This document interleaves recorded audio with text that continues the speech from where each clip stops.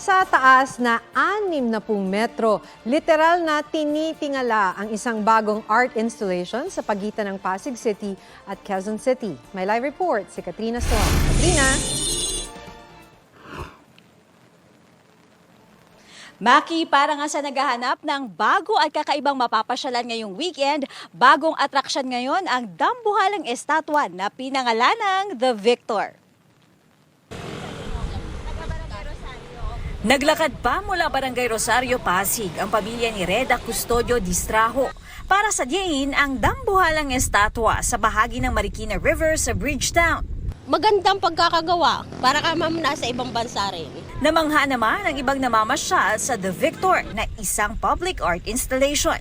Family-friendly rin daw ang paligid, kaya kahit di pa formal na bukas ay dinayo na nila. Kakaiba man sa lahat ng view dito sa Metro Manila, parang diyan ako na-amaze sa statue na yan. Nakaka-proud naman na meron tayong ganyang mga pwedeng mapuntahan, mapapicturan. Sa mga gusto itong puntahan, nasa pagitan ito ng Bagong Bayan, Quezon City at Ugong, Pasig.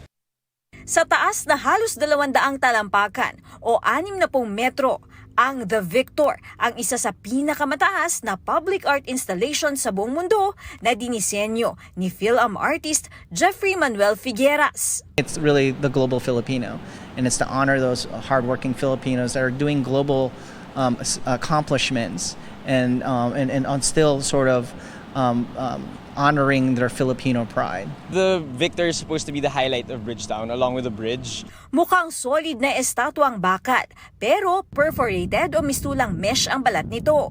Dinisenyo para kayanin ang malalakas na bagyo.